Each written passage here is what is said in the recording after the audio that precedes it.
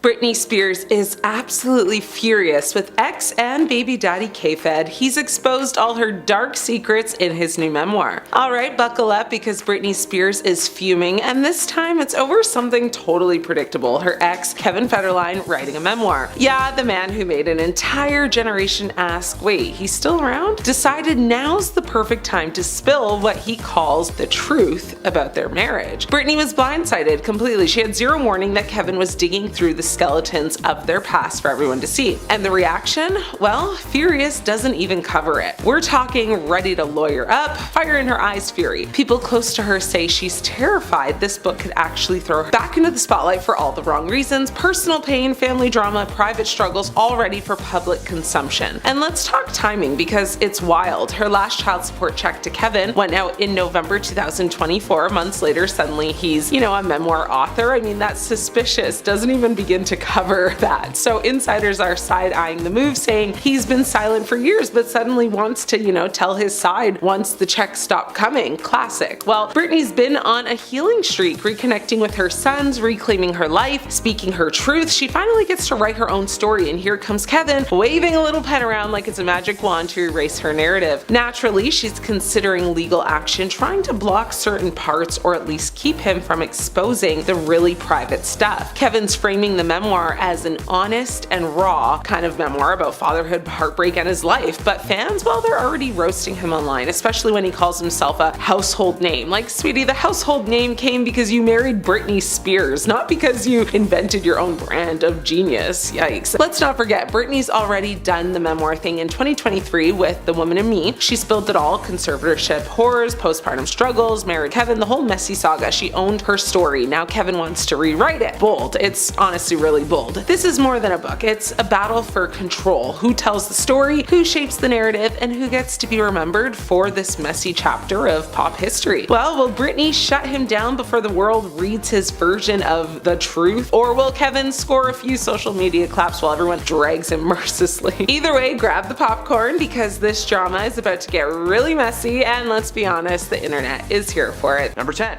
Madonna. Madonna's name is mentioned several times throughout Britney's memoir, 17 to be exact. As a young girl, Britney idolized Madonna and did everything to be like her. Once she gained some fame and was asked to attend award shows, Britney was bumping into Madonna all around the world. At one point in time, she was staying with music icon Cher when Madonna came by for a little visit. Britney claims that she found a mentor in Madonna. Her confidence helped her see a lot about her situation with a fresh set of eyes. While rehearsing for the Video Music Awards one year, Britney had the idea to get Madonna involved on her single Me Against the Music. She approached her directly, and the rest is history. Reflecting on her past following her time spent with Madonna, Britney claims that if she could go back, she would attempt to be her own everything: her boss, her own parent, her own friend, her own partner, because hey, that's what Madonna does. Spears was in awe of how much Madonna refused to compromise her artistic vision and integrity, something that she carried with her for years, and thanks Madonna for allowing her to witness. Number 9.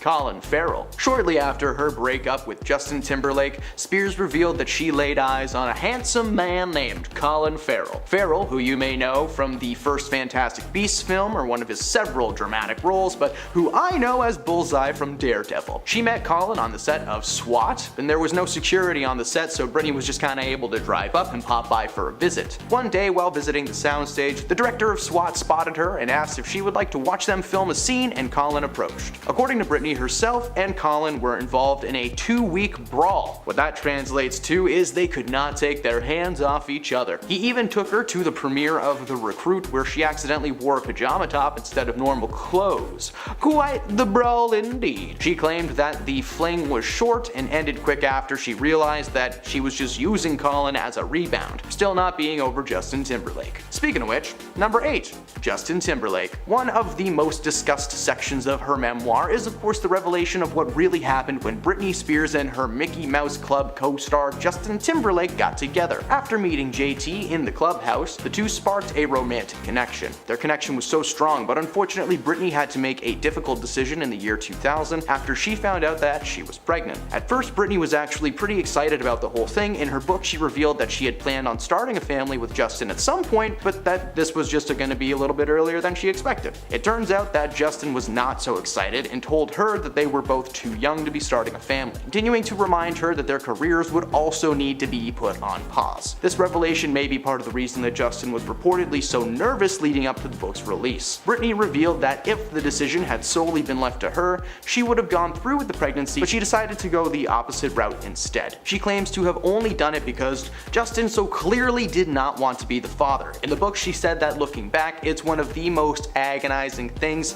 she has ever experienced in her life. Number 7, Christina Aguilera. Christina and Britney met the same way that most young Hollywood people meet, while auditioning for the all-new Mickey Mouse Club. During the first round of auditions, neither of them made the cut, but they were reintroduced after they were recasted later on, even sharing a dressing room during their time on the show in the 90s. The up-and-coming starlets were pitted against each other in the media and were often made to look like rivals. In the memoir, not much light is shed on this aspect of the relationship, but she did mention that she was very confused when Christina was vocally in support of Britney and Justin getting back together in 2003, writing that she was surprised considering how negative she had been about the situation behind closed doors. She is also completely out of the conversation when she mentions her onstage kiss with Madonna in 2001, which we'll get into in a little bit. Later in the book, Britney actually compliments Christina on her ability to handle her nerves when it comes to live TV appearances. However, Britney also revealed that herself and Christina would often employ the same dancers and would all go out and hang out together, you know, have a couple of bevies and celebrate. But under Britney's conservatorship, she was made to remain sober. She explained that Christina was a bit messed up, indulging a bit too much for Britney's liking. Britney admitted that it would have been nice to let loose with her friends at the time, but now that she's out of the conservatorship, her and Christina are free to party. Number 6, Rachel McAdams. For anyone who may have forgotten, Britney is not just famous in the world of music, but she actually attempted to get a little acting career off of the ground for a brief period in the early 2000s. Following her turn in the film Crossroads, she auditioned for a big role in the rom-com The Notebook. That's right, The Notebook was almost a movie featuring Ryan Gosling and Britney Spears, literally. She got so far into the casting process that it was down to either her or Rachel for the role. In the end, as we all know, they went with Rachel McAdams, but that is a choice that Britney fully supported. Apparently, she started to get cold feet the further into the process that they went. Instead of being in The Notebook, she went on to work on her album In the Zone, putting her creative efforts to good use despite this Hollywood rejection. While we may never know what that movie would have turned out like, I made a little something to help you visualize it. Look! It's Britney Spears in a boat with Ryan Gosling. Thanks, Photoshop. Number 5, Elton John. The Rocket Man himself actually played a pivotal role in Britney being able to find her musical voice after her struggles with her conservatorship. In her memoir, Spears shared that she hadn't been thinking about recording music until Elton John reached out to her to collaborate on Hold Me Closer, a modern duet version of his hit song Tiny Dancer, a song that Britney claims to have blasted on repeat growing up. Spears and John had met almost a decade earlier and got along very well, but she was beyond excited to actually work with this guy who she idolized growing up. The result of their collaboration was Britney's first #1 song and longest charting single in over 10 years. Number 4, Justin Timberlake. Again, hey!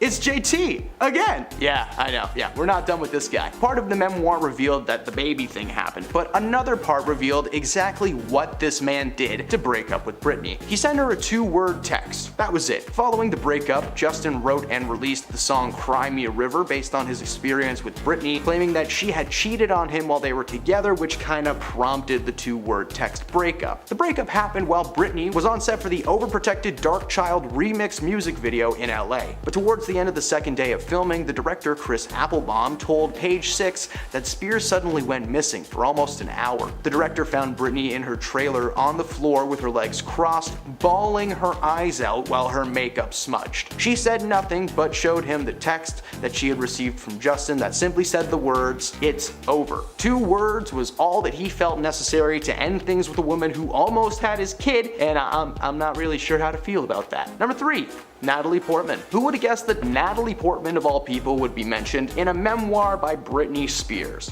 But as luck would have it, this is a small world, and the Thor Love and Thunder star actually crossed paths with Britney when they were both understudies in the off-Broadway production of Ruthless. They both played a sociopathic child star named Tina Denmark, a role that Britney claims felt close to home for her. That's not a good thing to say about that role. Following her split from Justin Timberlake, she co-hosted a New Year's Eve party in New York with Natalie as a callback to their theater days. Now, I've never pictured Britney Spears on stage doing anything other than singing, but the idea of her also acting in a live show is kinda neat. Hey, Broadway people, call Britney and Natalie up, get them casted together in a production of Wicked or something. I'd watch that. Britney can be Elphaba, and Natalie can be whoever she wants because she's Natalie frickin' Portman. Number 2, Mariah Carey. Despite being a mega pop star herself, Britney had a mega fangirl moment when she met Mariah Carey. In the early years of her career, Britney had been a longtime fan of Mariah's work. As a kid, she would practice performing by making homemade music videos of herself dancing and singing to Carey's music. She introduced herself to Mariah by knocking on her dressing room door backstage at an award show that the two had been attending. She details that Mariah was a sweetheart and immediately said yes to taking a picture together, but in true Mariah fashion, she would not accept anything but good lighting and the right angles. She did everything she was told by Mariah in order to get the right angle, and Britney claimed that Mariah knows her stuff, and the pic looked incredible. She knew she had won an award that night, but she could not compare her trophy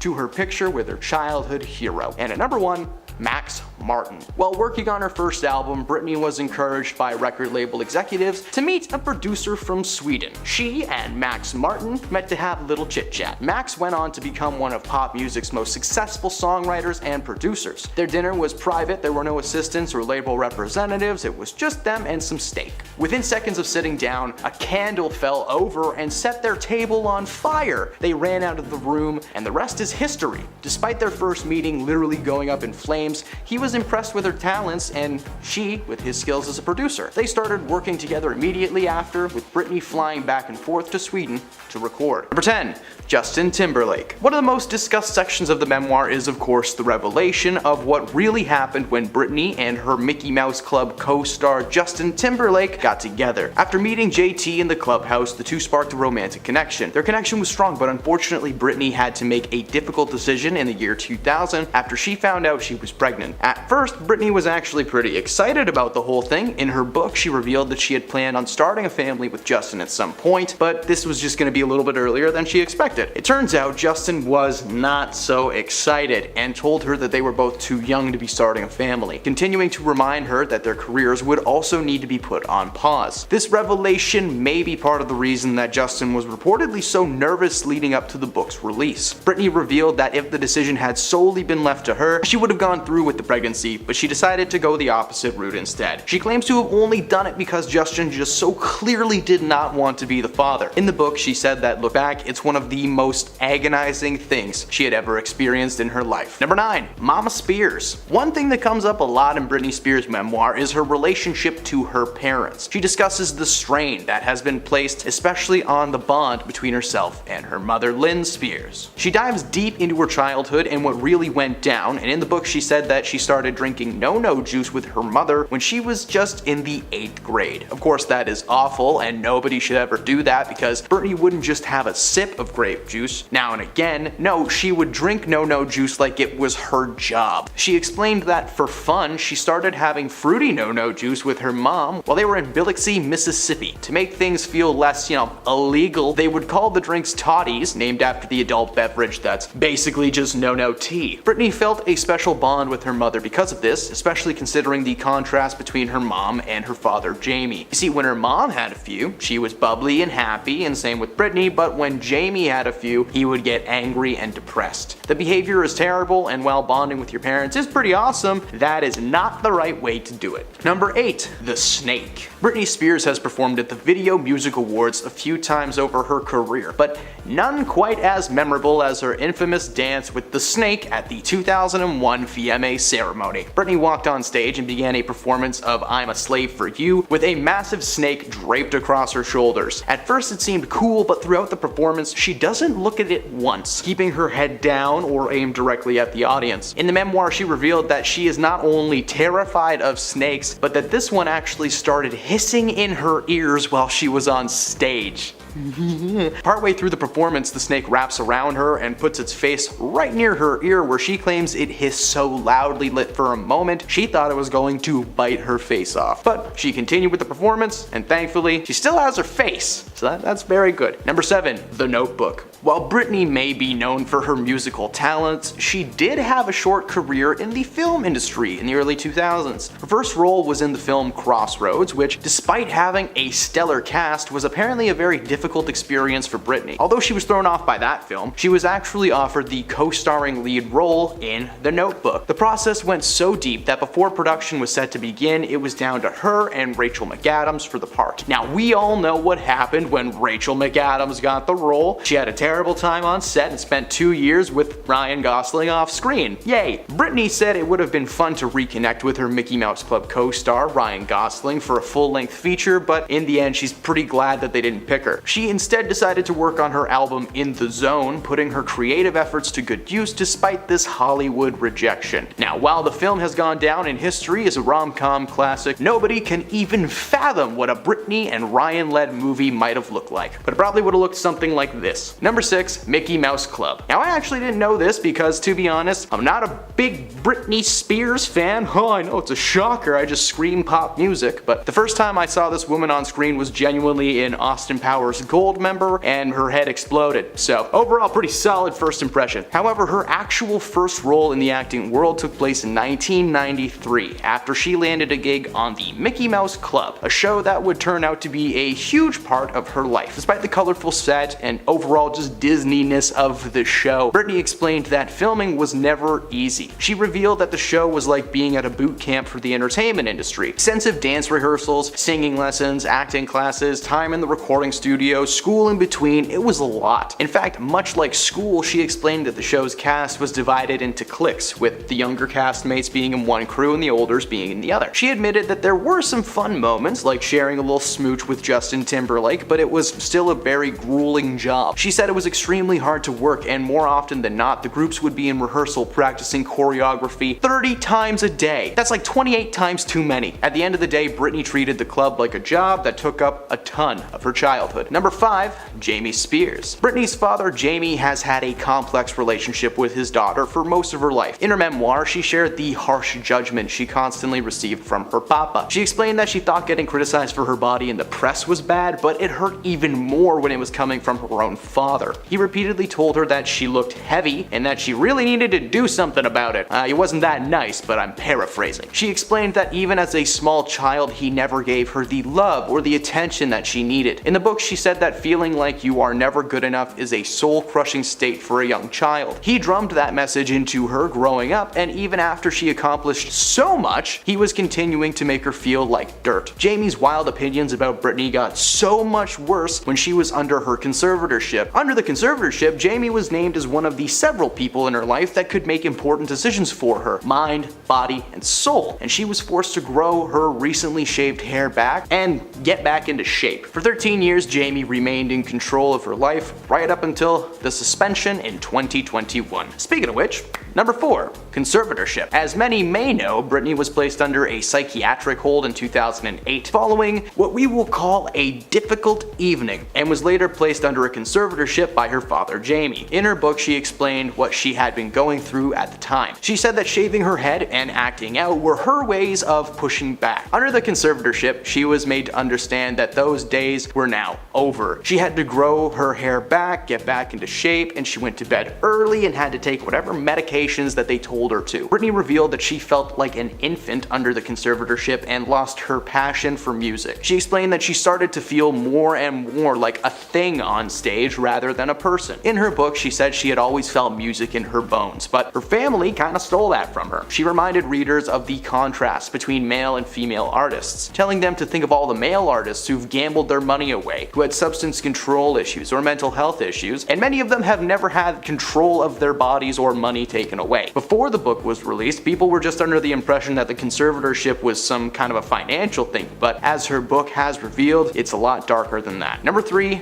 The Secret Man. Among Among the many things being revealed in Britney's memoir, one shocking revelation was that she actually met and fell in love with a man while under her conservatorship that almost led her to fleeing the US with said man. She explained that she was talking to a guy that she really liked and he wanted her to leave the country with him. Not creepy at all. They had a secret relationship for quite some time and were eventually set to make the journey across the sea. But when she opened up about the romance to her assistant, she was hesitant, saying that she was worried what her father may do. Her assistant guaranteed nothing would happen, but was proven wrong when she was forced into a mental health facility around the same time that she was supposed to leave the country. And there's never been a confirmation if the two situations are related, but it kind of feels like it is. Yeah, it feels like they were. Number 2, finding her voice. Britney has been through a ton in her life, but it turns out that we didn't even know the half of it. During her court testimonies, while she was attempting to reclaim her freedom, she said that she was forced to go to a mental health facility against her will in early 2019. It was almost 2 years ago that she regained control of her millions and every other aspect of her life. In 2022, her father requested to unseal all of the records from the duration of her conservatorship. Britney's attorney, Matthew Rosengart, called this move offensive and highly inappropriate. He explained that they did not believe a father who loves his daughter would file to unseal her medical records. Makes sense. Britney's new book is a new revelation to her side of things. A little over a year ago, her younger sister Jamie Lynn released a book called Things I Should Have Said, and in it she included a ton of details regarding Britney that seemed to paint her in a bad light. But most of Britney's fans felt that the stories were just a way to profit off her older sister during a time when she was still making headlines. And at number 1,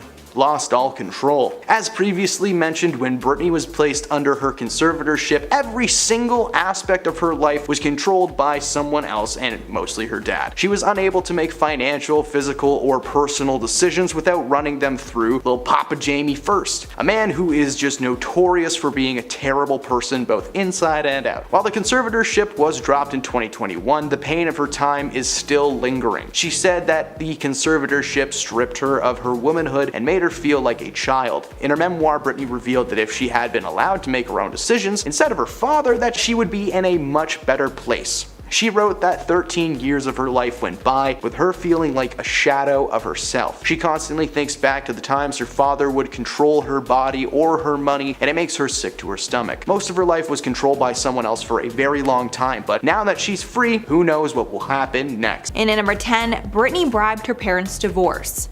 One of the most shocking revelations from Jamie Lynn's book and interviews was the fact that her parents never had the perfect marriage, and their father Jamie struggled with alcohol issues while they were young. This caused his behavior to be unpredictable when they were growing up, and it put a huge strain on their children. Because of the toxic relationship, Britney told her mother she would buy her a house if she divorced Jamie, her father. Her mother did this, got the house and the divorce, and then her father basically lived at the house anyway. Jamie Lynn says their dad was there the first night that the women moved into the new house. Jamie Lynn didn't know how to act. She was so young, she was knowing her sister's wishes, but seeing her mother staying with this man, she was angry, upset, and didn't know which side to take. And at number 9, barefoot in a gas station bathroom. In 2004, Britney made the strange decision to go barefoot into a sketchy bathroom, and the media questioned her cleanliness ever since that incident. While at a gas station in Ventura, California, Britney needed to use the bathroom and decided to just use one at the gas station. Her fiancé Kevin Federline was waiting in the car for her when paparazzi snapped her walking into the unisex bathroom with bare feet. Yup, that's right. Britney decided to use a unisex gas station bathroom with no shoes on. I feel like it would honestly be hard to find any celebrity that would be okay with using a gas station bathroom in general. After that, the media exploded questioning her hygiene, and I'm sure she regrets how much media attention that small moment got. But at the end of the day, if she feels fine going barefoot, who are we to judge? And at number 8, Jamie Lynn's terrifying experience. In her new book, Jamie Lynn describes a terrifying event with her sister that sheds light on the struggles that Britney was facing at that time. She wrote, quote, "One time she said to me, 'Baby, I'm scared,' and took a large knife from the kitchen, pulled me along to my room, and she locked us both inside. She put the weapon in the bedside table drawer and simply repeated, 'I'm scared.' She needed me to sleep beside her." Jamie Lynn describes how scared she was during that incident and claims she experienced panic attacks after that. Britney responded to the shocking allegations on Twitter, denying that the event ever happened. Britney wrote, quote, "I've never been around you with a knife, or would I ever think to do such." Neither parent has made a statement about which sister is telling the truth. And at number 7, Jason Alexander wedding. One of Britney's most controversial moments was when she decided to get married to her childhood friend in Vegas, clearly an impulsive move. Her sister Jamie Lynn gave more details surrounding this event in her book, and Jamie Lynn said she could sense that something was wrong when Britney came home for the holidays. Jamie Lynn describes Britney coming home for the holidays and acting very strange. Britney allegedly met up with Alexander on Christmas Eve before she took the women in the family on a tropical vacation. She wrote, quote, "Immediately I noticed that Britney was being secretive and keeping her distance. She wanted to be anywhere but with us. I was particularly hurt by her shunning." After the family got back from the trip, Britney flew to Vegas with friends, and Jamie Lynn knew something bad was going to happen. Jamie Lynn even remembers telling Britney not to get married. Then Britney just rolled her eyes and told her that she wouldn't. But as we know, just hours later Britney would in fact marry him. Jamie Lynn admitted she was embarrassed by the whole fiasco, though to keep up appearances she pretended at the time it was blown out of proportion. She added, "At that point, the chaos of my sister's life was just beginning." And at number 6, driving with infant on lap. In 2006, there was another incident with Britney and her new baby that actually caused the police to show up at her home to check on them. Paparazzi snapped Britney at a Malibu Starbucks driving out of the parking lot with her baby, Sean Preston, in her lap. This is not only illegal but very scary, as infants must ride in car seats to be as safe as possible on the road. When asked later about the incident, she blamed aggressive paparazzi. The paparazzi made her pull out quickly because she felt threatened. But the police did not care about this explanation, and the LA County Sheriff's Department visited Spears' home to talk about the incident at the request of county child welfare authorities.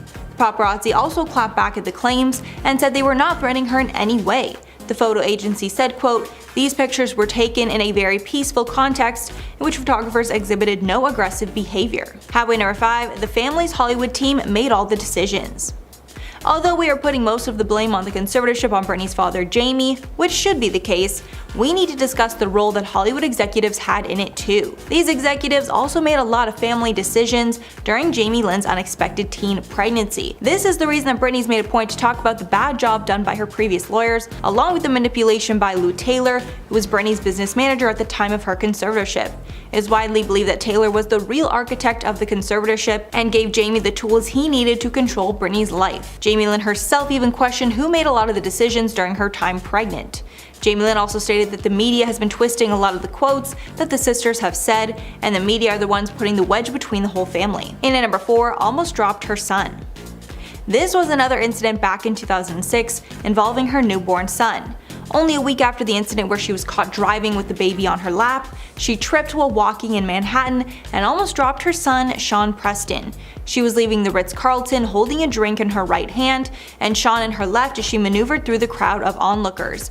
Britney moved through the crowd and then she suddenly tripped. The baby's head then went backward as the hat flew off his head. Britney regained her balance and the baby seemed okay thanks to a quick reaction from the bodyguard. To make matters worse, it didn't look like she spilled a drop of the drink that she was holding in her other hand. It was reported that days later she had a breakdown over the incident. Since 2 of these similar incidents with her son happened so closely together, her parenting skills were further scrutinized by the public. And at number 3, attacks paparazzi with umbrella. One of Britney's worst moments in the press was in 2007 when she attacked a paparazzi with a green umbrella because she was so mad over all the attention she was getting. At this time, Britney was clearly going through a lot. She had just shaved her head in front of the public. It was all anyone was talking about. Britney was begging to be left alone and deal with her issues while not getting bombarded with paparazzi. But obviously that did not happen and she was hounded more than ever. At the time, her paparazzi attack became so famous that a Florida morning radio host even used photos from her breakdown on his Total Nutjobs billboards. Months after the incident, she apologized in a bizarre statement, writing, quote, "I apologize to the pop for a stunt that was done 4 months ago regarding an umbrella. I was preparing my character for a role in a movie where the husband never plays his part, so they switched places accidentally. I take all my roles very seriously and got a little carried away. Unfortunately, I didn't get the part." And at number 2, screaming at Sam Lufty. Sam Lufty is one of the most controversial people in the world of Britney Spears, and her entire family blames Sam for her eventual downfall in 2007. In 2008, the pair got in a screaming match over Britney's boyfriend at the time, paparazzo Adnan Ghalib, and this was one of many of their public fights back then. Apparently, Britney and Sam got in a huge fight and Britney refused to go into his house, so she called her boyfriend, Adnan Ghalib, to come get her at Sam's house. He came right over, but when he got there, Sam would not let him get Britney. The guards were under strict orders from Sam not to let him in. He tried calling each of her 6 cell phones and the house phone, but she did not answer. Years later, Britney would get restraining orders from both Sam Lutfi and Adnan Ghalib. And finally, number 1, her career was almost threatened. Back in the 90s when Britney was becoming a star, there was a man in the shadows of all the most famous boy bands who ended up scamming all of them. The man was named Lou Pearlman, and he created both the Backstreet Boys and NSYNC. He wanted Spears to join a girl group that he had been working on, but she was more set on being a solo artist at the time. Thankfully, she didn't want to be in a girl group, or she would have been working with Pearlman when the members of the boy bands realized that they were being scammed. He was later sued for fraud and misrepresentation by most of the pop acts that he worked with, on top of being behind one of the largest Ponzi schemes in history. And the members of the boy bands only received a fraction of the money that he owed them. So that is all for the list. Let me know your thoughts below, but before I go, I'm going to shout out some comments from top 10 celebrities who hate their families. Patricia said, "If I were Britney, I would sue every one of the cold-hearted, stealing family and the people they hired for everything possible and never speak to any of the bloodsuckers again." Yeah, I'm pretty sure that's what she's planning to do right now. And Carrie Brady said, "For part 2 include Drew Barrymore and Angelina Jolie. Great job, love this video." Yes, they're 2 people that definitely dislike their family a lot, especially Drew. Then Jeannie said, "Sad, Goldie took Oliver and Kate away from their dad. Parents should always support each other regarding their kids. It hurts the children to tear down a parent." I kind of don't think it was actually that way. If he wanted to see the kids, he would have been able to. I think he left and never wanted to see them. That's where the animosity comes from. That's just my opinion though. Number 10.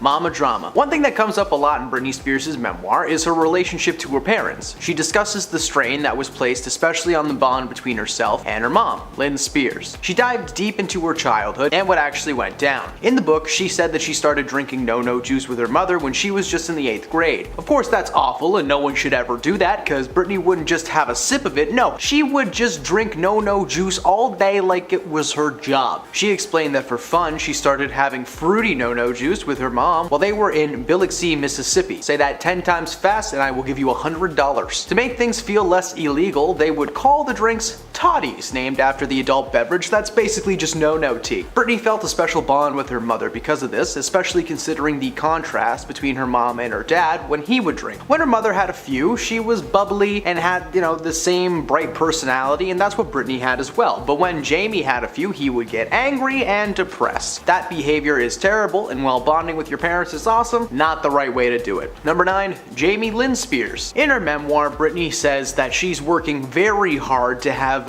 more compassion towards her sister, Zoe 101 herself, Jamie Lynn Spears. In the book, Britney revealed a ton of information on Jamie, including the fact that for the entirety of her conservatorship, Jamie would just tell her to move on and stop fighting for control. Britney writes that her younger sister ruled the roost at their home in Kentwood growing up, leaving Britney feeling like a ghost to her parents. She writes that she would walk into the family room and that no one would look at her. Her sister was always too glued to the TV, and according to Britney, would constantly berate their mother, calling her every name in the book. According to Britney, Jamie did nothing to help her during her time under the conservatorship. When she was placed into a mental health facility in 2018, she asked Jamie for support. She replied by telling Britney to just give in and stop resisting. At the time, Britney was under immense mental stress and wrote that she was scared that someone was maybe trying to hurt her in the facility. Her relationship with her sister Jamie has been strained for a long time, with Jamie lying to her several times, including one incident where Jamie claimed that a Zoe 101 co-star was being mean to her on set. Britney confronted the star, Alexa Nichols,